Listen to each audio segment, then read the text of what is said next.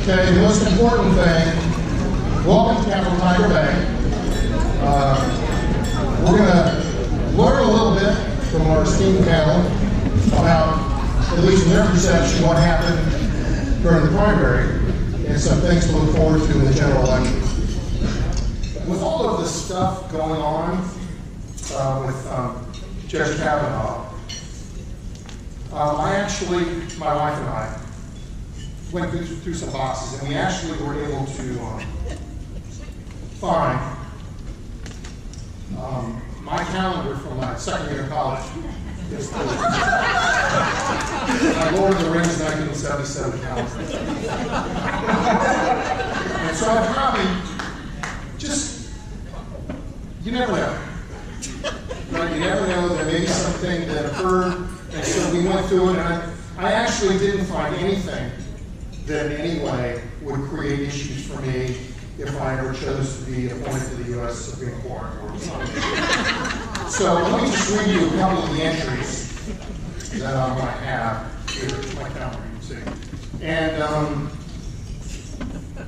just to show, that I was cautious, I actually wrote things in there to protect myself. The week of September 8th, 1977, Monday, it says here, did not sleep in and miss all my classes. I actually wrote that in so that it never came back. Tuesday afternoon, did not use my food card to buy 5 pitchers of beer and miss an appointment with my advisor. I didn't do that. Wednesday evening, this is important. I did not hang out with my friends and smoke an entire bag of the best weed. And forget that I used the money to buy weed instead of books. And finally, I actually wrote in, because it occurred to me one evening, it was important, that all bars should stop serving alcohol at 2 a.m. and close their doors at 2:30, because we should all just go home. It's amazing that I actually thought about that back in 1977. Okay, having said that, I'm going to introduce our panelists. To my left and your right, Matt Dixon came to Politico, Florida in March 2014 after 5 years covering the Sunshine State's government and political scene. He served as the Florida Times Union's bureau chief for 4 years, and over his career, Matt's been recognized for excellence in journalism and has won numerous awards, including the Florida Press Club's top government reporting award. He is from Wisconsin and a graduate of Marquette University. Matt Dixon.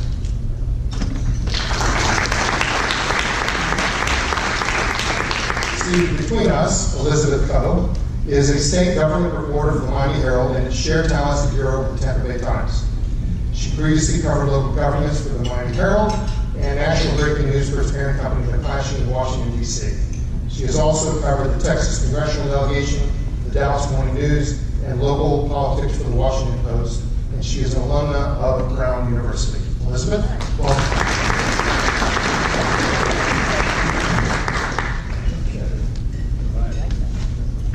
Gary Fineout, to my right and your left, is with the Associated Press. He was, many years ago, Carol, I believe you were there at the time, with the Tallahassee Democrat, Miami Herald, and New York Times regional newspapers. Gary Fineout.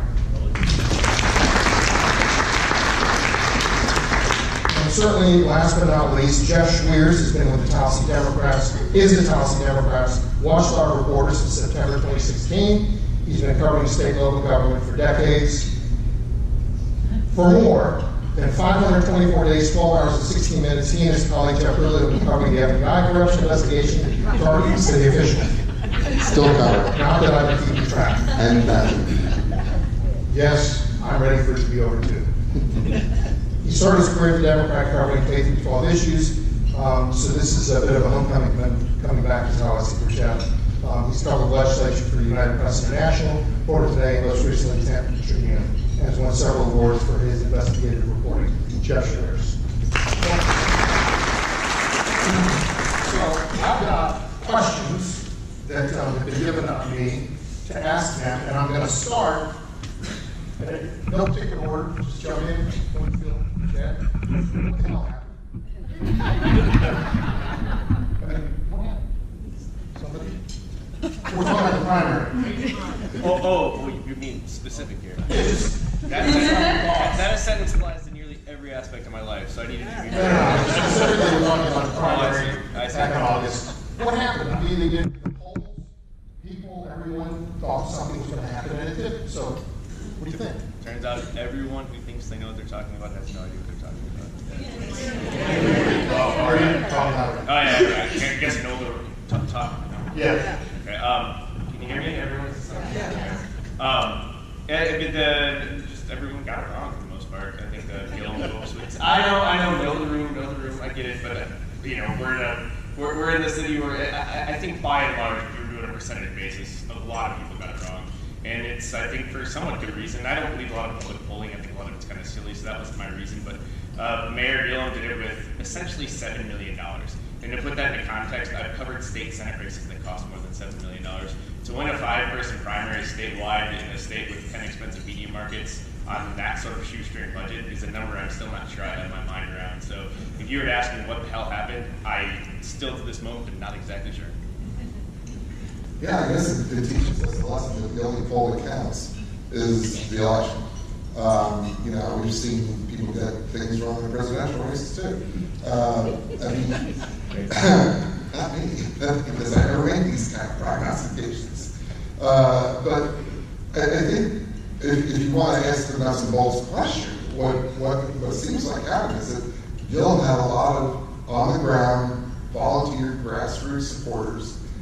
He had a lot of money and mobilization from freedom defenders, from college students, from a whole bunch of people who don't really get involved in midterm election, and they came out. And I guess the trick is whether he's going to be able to get those same people who voted in the primary to come out for the general election. Well, what I would tell you is I think that I think it's good to look at our recent past and then kind of look where we're going right ahead.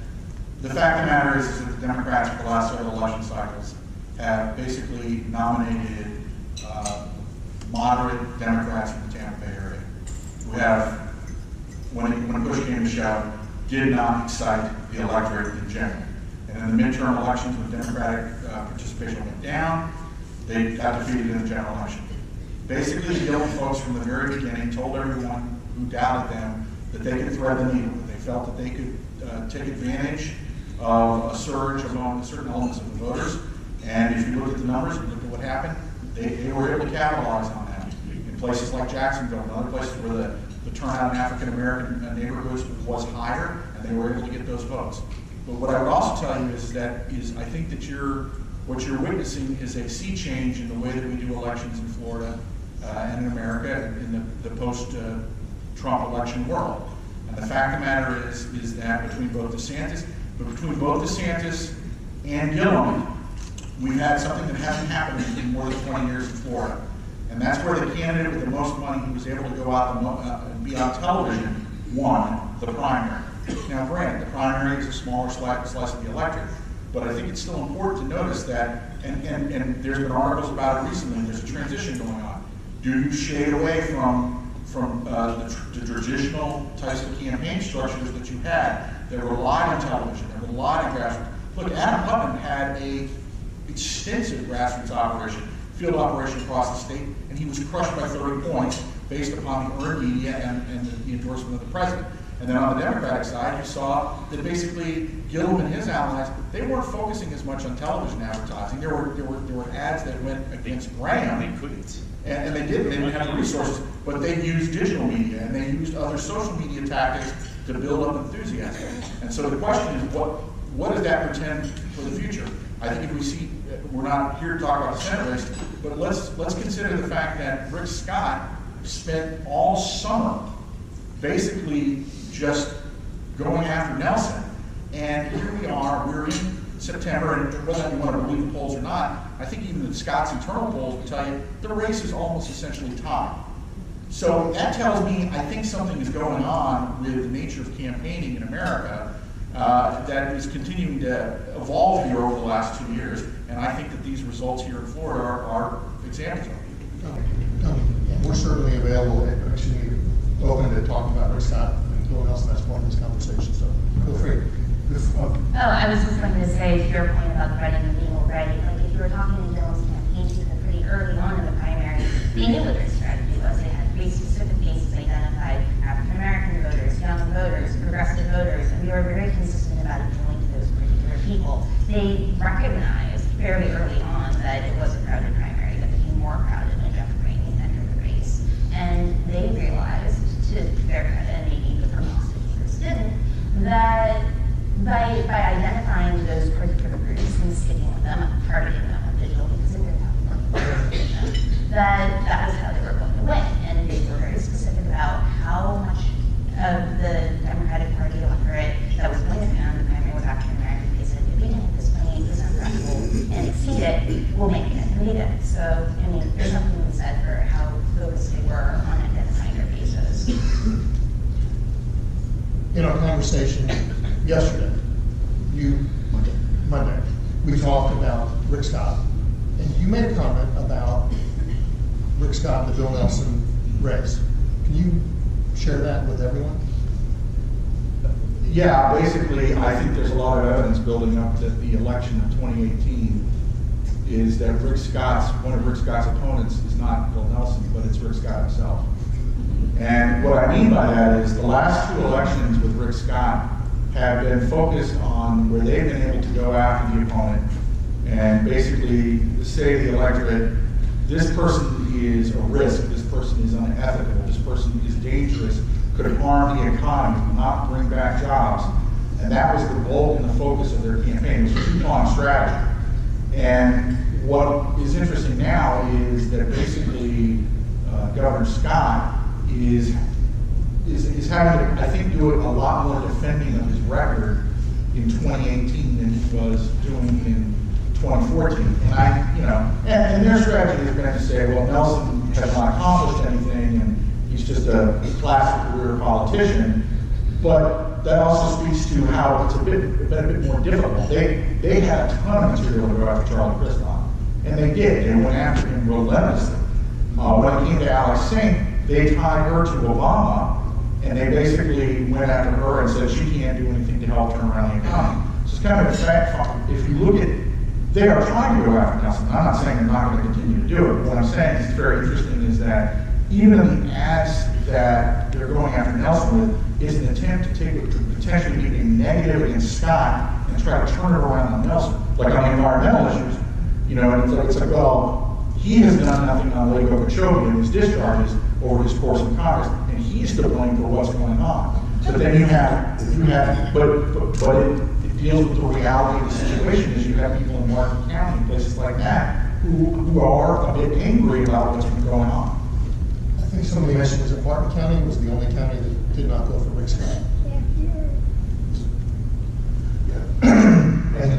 Yeah, because they have green sludge and they're concerned about it.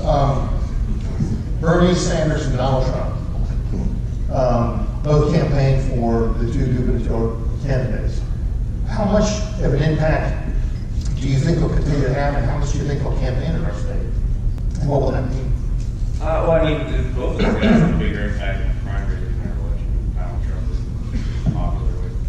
Donald Trump isn't as popular with general election voters just like Bernie Sanders is. And so, I guess I don't know if they're going to do campaign stuff. So they haven't talked about that. But the reliance on pointing to surrogates like that, surrogates that rev up a base, surrogates that get your supporters going to get them to the polls in a primary setting is much different than general election setting. They're different voters, they're different races, they're different dynamics. So I don't think both sides are going to kind of have to moderate to a degree, and I don't think leaning on Donald Trump or Bernie Sanders is exactly the way to do that. So overall, I don't think they're going to have as big a role, that whole sort of ecosystem in the general election as there was in the primary. There's something to be said too about how those people are good surrogates in the primary, but in the general election can be liabilities, right? When we're talking about people who are in the wide swath of middle voters in Florida, just because there's so many MPs and things like that. I mean, we don't know because they haven't talked about whether or not those people will campaign for them again, but that's also definitely a consideration.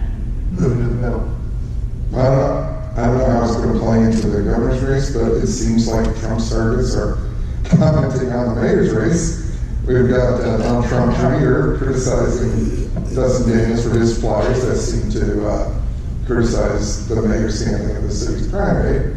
Of course, that's kind of interesting. I haven't seen any other thing quite like that. Even when the president's son chimes in on something, it does let you know there's like definitely national attention right down to the Tennessee mayor's race.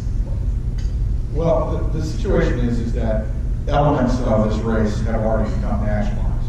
That in many ways, Mayor Gillum has gotten a tremendous amount of national attention because of his victory and because this is such a large state. I think you will continue to see a lot of earned media. I think there will be a lot of national coverage, and that may in fact bring in forces like Trump and Sanders to get more engaged. I think part of what we were talking about earlier about not understanding what happened is another kind of phenomenon that is going on that we're trying to see how it plays out in the midterm is what happened in 2016 in Florida. That too was a surprise, and we should not lose sight of that because Hillary Clinton actually got more votes than Obama, but the Republican turnout and the turnout again. Collier County got 87% turnout. I just want to think about that. 87% turnout in that county, and that was a county that went big for Trump. So the question is, when we go into this midterm election, we normally watch the Democrats drop, and then the Republicans can take advantage of that.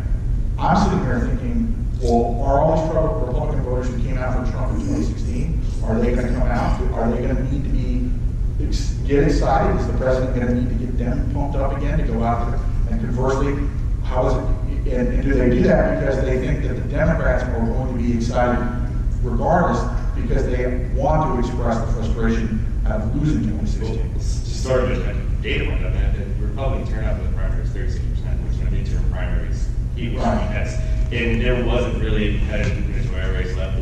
There was no Senate primary. So there was some sense of organic turnout, even though, both campaigns were still doing their thing. They're going to be around, Sanders is going to win. So the turnout was 31 for Democrats, 36 for Republicans, which are both very, very high numbers. And it's, I think it's notable on the Republican side because there really wasn't a top of the ticket. So there is that, I think, we're using that as a marker. It's not exactly that. No, but I think the point that I think what we as journalists and everything like that, I guess what we're trying to get to is the classic narrative has been, it's always about that battle for the middle. It's always the middle. And now you're kind of sitting there thinking, maybe this year it's not the battle for the middle, it's who on the edges, who gets their side up the biggest and forget the middle. Because if you look at these polls, and again, I realize that these polls have been wrong. What's interesting, one of the other interesting things about the polls that have come out in the last 2 or 3 weeks is the decision rate is you've got at least people telling pollsters that 90+% have already made up their mind. I mean, if that number is in fact true, then the battle is going to be who's going to get their voters to actually show up on election day. What will that mean? Both of those guys have a bigger impact on primary than general election. Donald Trump isn't as popular with general election voters just like Bernie Sanders is. And so, I guess I don't know if they're going to do campaign stuff. They haven't talked about that, but the reliance on pointing to surrogates like that, surrogates that rev up a base, surrogates that get your supporters going to get them to the polls in a primary setting is much different than general election setting. They're different voters, they're different races, they're different dynamics. I don't think both sides are going to kind of have to moderate to a degree, and I don't think leaning on Donald Trump or Bernie Sanders is exactly the way to do that. So overall, I don't think they're going to have as big a role, that whole sort of ecosystem in the general election as there was in the primary. There's something to be said too about how those people are good surrogates in the primary, but in the general election can be liabilities, right? When we're talking about people who are in the wine swamp of middle voters in Florida, just because there's so many MPs and things like that. I mean, we don't know because they haven't talked about whether or not those people will campaign for them again, but that's also definitely a consideration. Moving to the middle. I don't know how it's going to play into the governor's race, but it seems like Trump surrogates are commenting on the mayor's race. We've got Donald Trump Jr. criticizing Dustin Daniels for his flyers that seem to criticize the mayor standing in the city's primary. Of course, that's kind of interesting. I haven't seen any other thing quite like that. Even when the president's son chimes in on something, it does let you know there's like definitely national attention right down to the Tallahassee mayor's race. Well, the situation is that elements of this race have already become nationalized. That in many ways, Mayor Gilman has gotten a tremendous amount of national attention because of his victory and because this is such a large state. I think you will continue to see a lot of earned media. I think there will be a lot of national coverage, and that may in fact bring in forces like Trump and Sanders to get more engaged. I think part of what we were talking about earlier about not understanding what happened is another kind of phenomenon that is going on, and we're trying to see how it plays out in the midterm, is what happened in 2016 in Florida. That too was a surprise, and we should not lose sight of that, because Hillary Clinton actually got more votes than Obama, but the Republican turnout, and the turnout again, Collier County got 87% turnout. I just want to think about that. 87% turnout in that county, and that was a county that went big for Trump. So the question is, when we go into this midterm election, we normally watch the Democrats drop, and then the Republicans can take advantage of that. I'm sitting here thinking, well, are all these Republican voters who came out for Trump in 2016, are they going to come out? Are they going to need to get excited? Is the president going to need to get them pumped up again to go out there? And conversely, how is it? And do they do that because they think that the Democrats are going to be excited regardless, because they want to express the frustration out of losing 2016? Well, just sort of a data point on that, the Republican turnout for the primary is 36%, which in the midterm primaries equals. Right. I mean, and there wasn't really a competitive gubernatorial race left. There was no Senate primary. So there was some sense of organic turnout, even though both campaigns are still doing their thing. They're going to be around, Sanders is going to win. So the turnout was 31 for Democrats, 36 for Republicans, which are both very, very high numbers.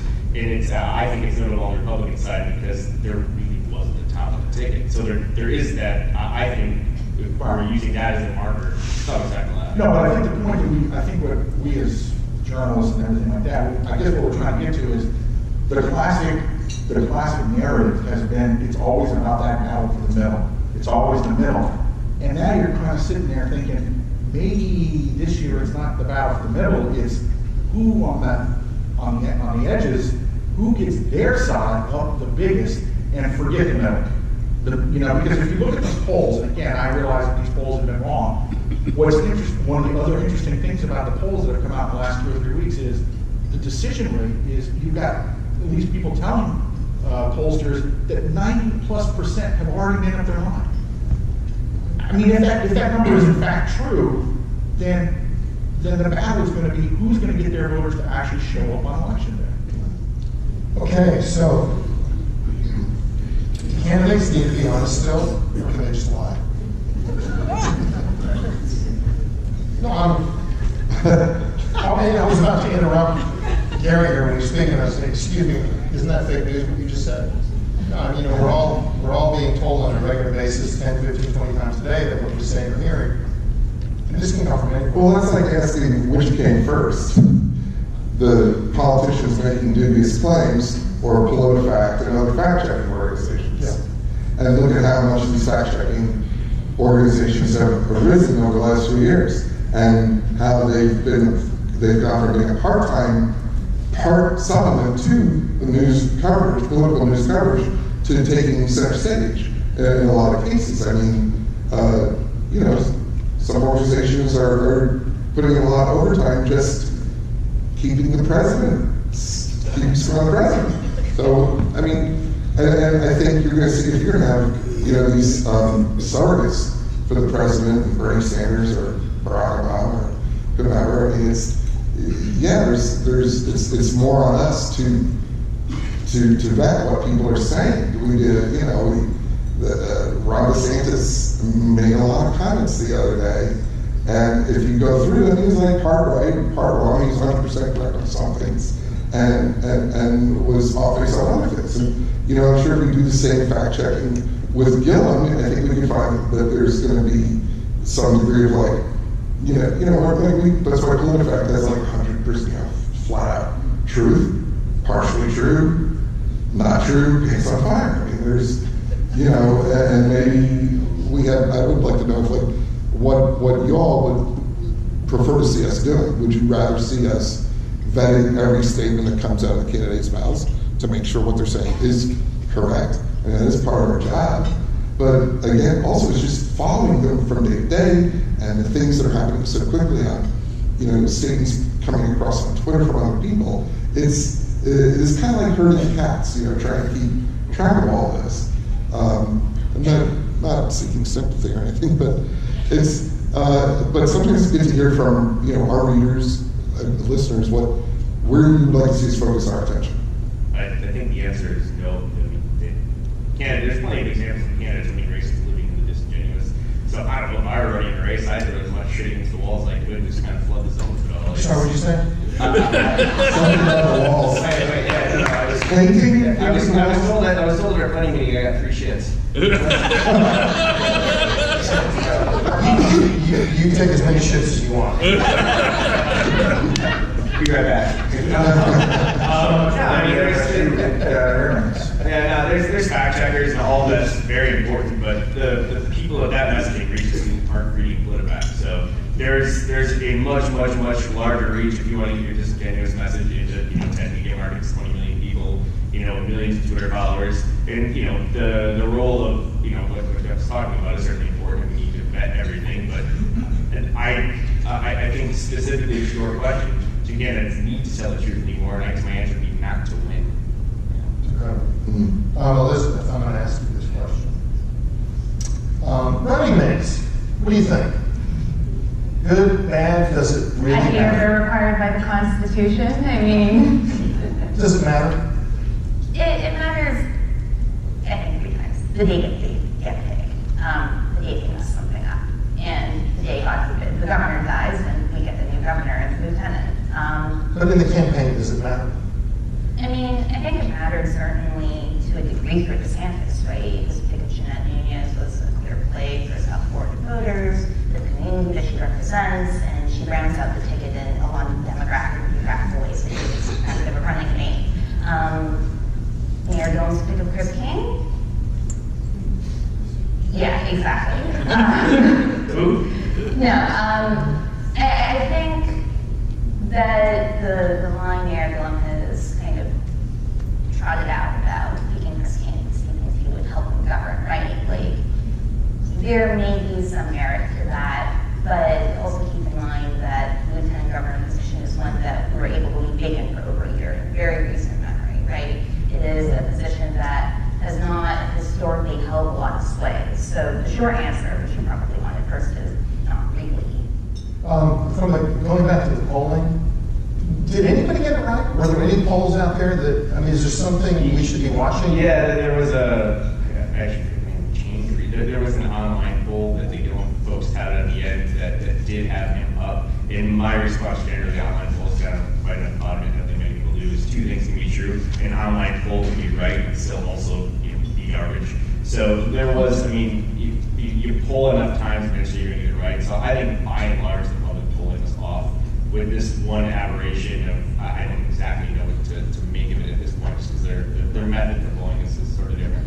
And for your edification, a poll came out at noon, has Gillum up by 9 points. Quinnipiac just released its poll at noon. So I believe he's up. I don't believe for a second. Right, but the issue with polls, now, the thing we can't say in stories all the time about polls, and we should say, regardless of the method of polls and stuff like that, is polls only capture a moment in time, and the margin of error is there for a reason because it's supposed to tell you the amount of confidence you have in the poll. What I tend to look at with polls is not so much the actual bottom line number. What I do look at are trend lines. And so what the polls did show right before the primary is they showed him coming up. And so while the number wasn't necessarily correct, the fact that the polls were showing, suggesting that there was, again, I understand. I think most public polling is designed to get polling directors on TV.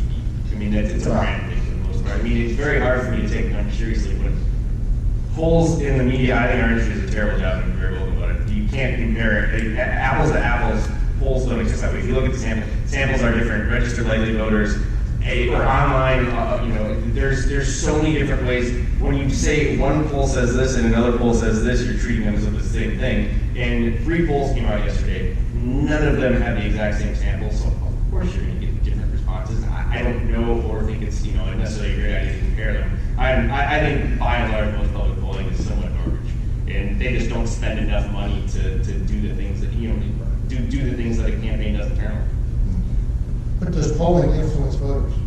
In other words, I remember near the end, Andrew Gillum's campaign pushed a great deal that there was this surge, and did that impact his voter base? Well, I'm not a psychological expert. I think you have people who have said that. I think there have been studies that have looked at this whole winner phenomenon, this whole idea that people when they go into a polling place, they want to vote for someone who they think has a chance of winning, and that they don't necessarily want to vote for someone they don't want to walk into the polling place and cast their ballot for someone they absolutely think has no chance of winning. Now, is that true or not? I don't know. Talk to a psychologist, but sociologists who measure this. I think it has been discussed that it is a phenomenon that potentially exists.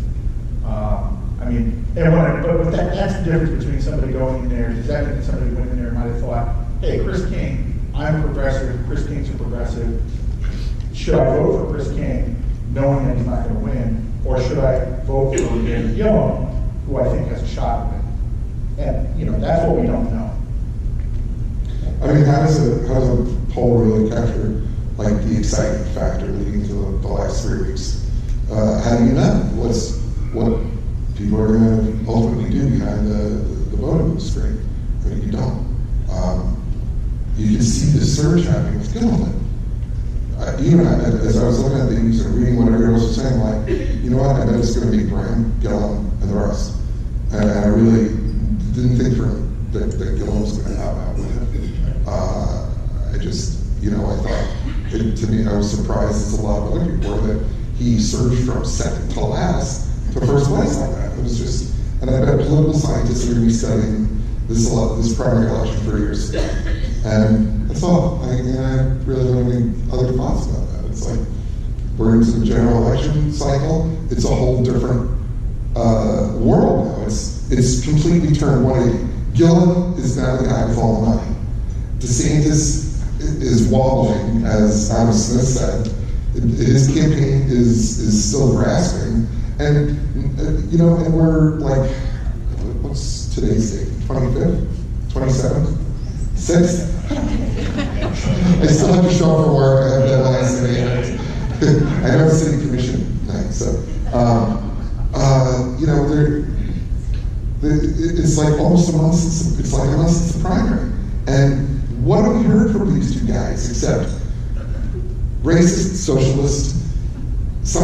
I hear whispering about somebody who's like wants to talk about healthcare, but it's like it's this totally polarized campaign right now. But it's I don't know who's really getting more traction out of it at this point. Obviously, if you listen to the Quinnipiac poll, Gillum's the one who's getting more traction than the other guy.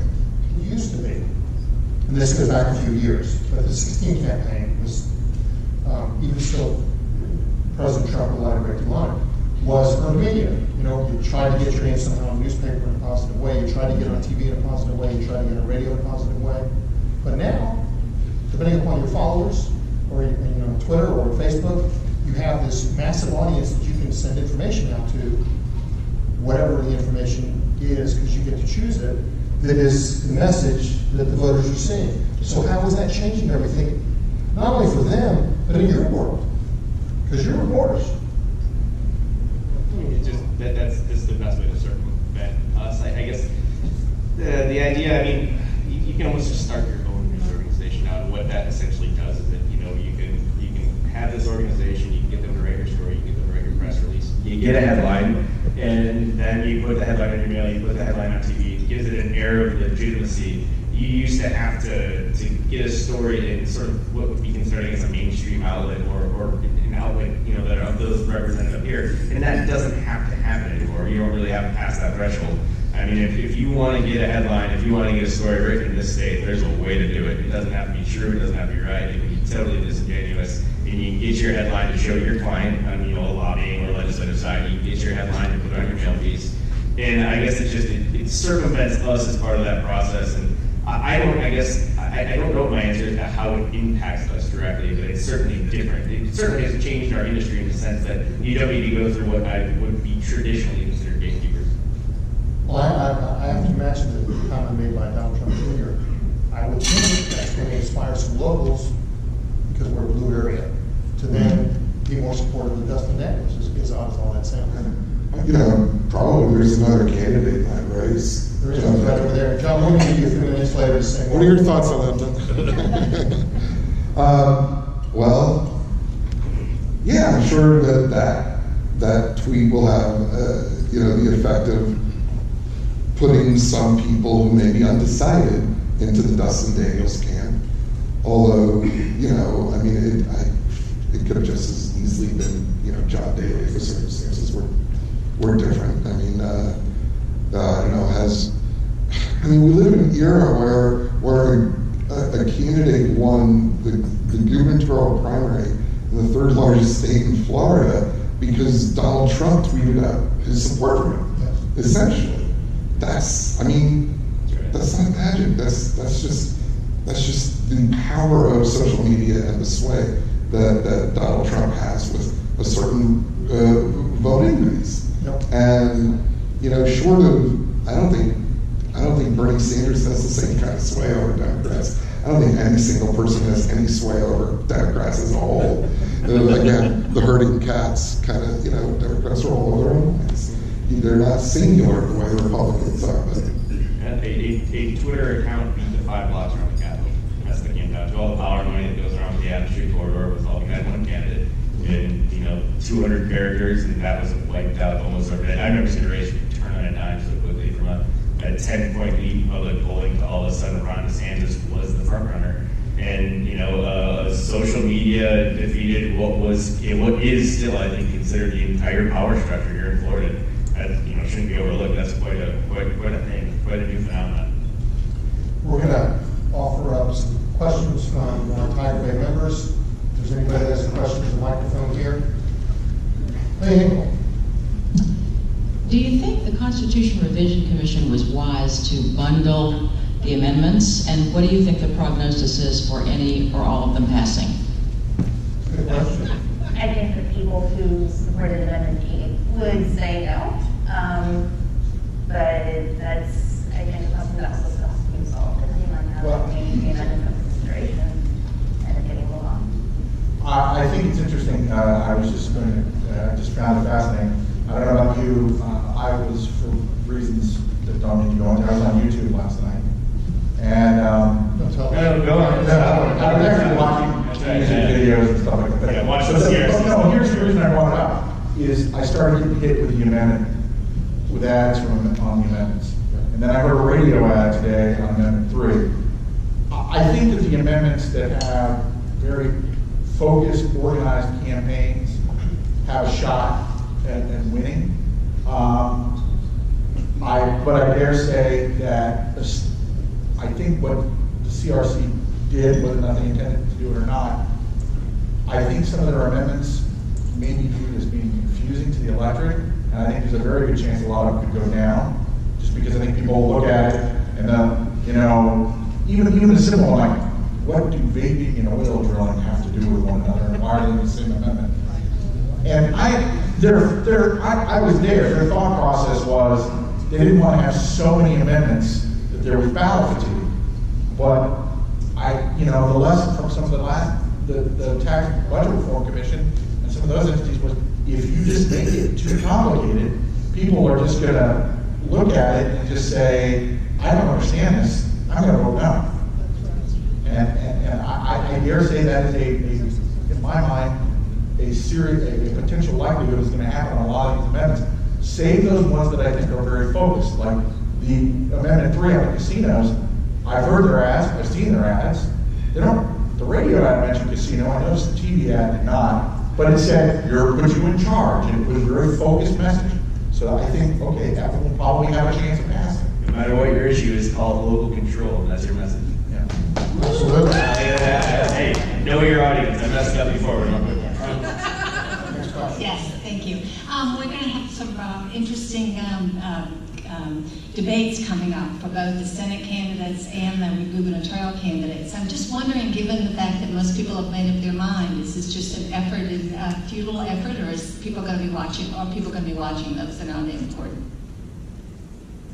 I would think that the debates will probably come down to whether or not there's a gaffe or a mistake or something, just really out. I mean, if you recall in 2014, we had the whole fan gate episode and everything like that, and it didn't last but a couple of days, but it did create a little bit of coverage for a couple of days.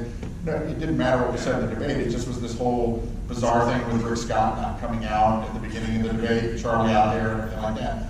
So I think that's what gets attention from debates. I mean, there was primary debates that you couldn't even see in the entire several media marks in the state. So I think the importance of debates, I think they should debate. I'm just in my argument against debates, but I don't think they're that impactful unless, like Gary says, someone screws up terribly, then obviously, but if a debate happens, it's status quo, everyone rolls out their talking points, I don't think it moves the needle that much one way or the other. Terry Van Winkle, I'd like to know what impact you might think the Me Too movement will have on Florida's elections. Somebody? Yeah, it was an element with, I guess, not Doug answered, I'm not exactly sure to answer. I know that Gwen Graham was trying to capture some element of that, and obviously she didn't get on the primary. It's not really in the Senate level, in the gubernatorial level. I mean, for, I guess, obvious reasons, there's a male candidate, it's not being discussed as much. So I haven't thought about it through that context, but as of this moment, I don't know that it's having a huge impact on some of Florida's most high-profile races. Other parts of the country, and politics in general, is certainly having a big impact, but as far as the top of the ticket here, I don't necessarily see it having a lot of sway at the moment. But I'd have to think that through a little more. I haven't thought about it through that lens. I mean, I don't think there's a distinct impact per se on the actual top of the ticket races. I do think, to your point, right, there is something to be said for how the movement has galvanized female voters in terms of, deciding to go the right line or support Democratic candidates or, support Republican candidates because of their stance on Judge Kavanaugh and that confirmation, right? I think that is something that can't be discounted. Sure. Yeah, no, I think Mayor Gilman Mayor Gilman actually sent the email this morning, I think, referencing the Kavanaugh confirmation, clearly trying to build off that, for lack of a better word, right? In terms of fundraising and saying, I support women, I believe women, I think was the line he used in his email. So it's having an effect. I think the effect of that remains to be seen, and clearly depends on how Judge Kavanaugh handles tomorrow and handles Friday. What else happens in the election cycle? I think we all remember what happened in the last couple of days of the 2016 election with the Hollywood access tape. There's plenty of time, I think, for some of the bear out. I don't want to explain too much on this topic. Gary with the mansplaining joke. Yeah. Go on. What I was going to say is directly impact. I'm not sure that we can say that, but what I think we can, if we, as Matt was referring to, the national trends. If you look at some of these numbers again, I know the public polls go on me, but look at the gender gap that was in the Nelson Scott race. It was substantial.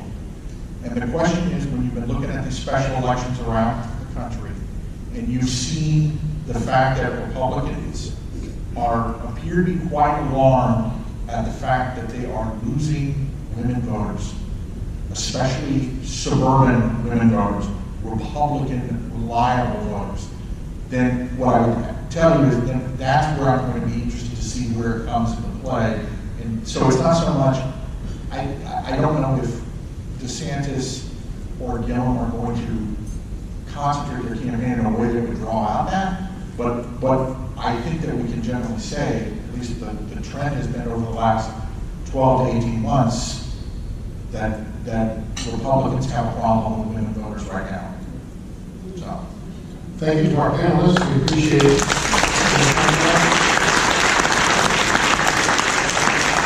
That's all you can come today. We'll see you hopefully Capitol Tiger back. Thank you.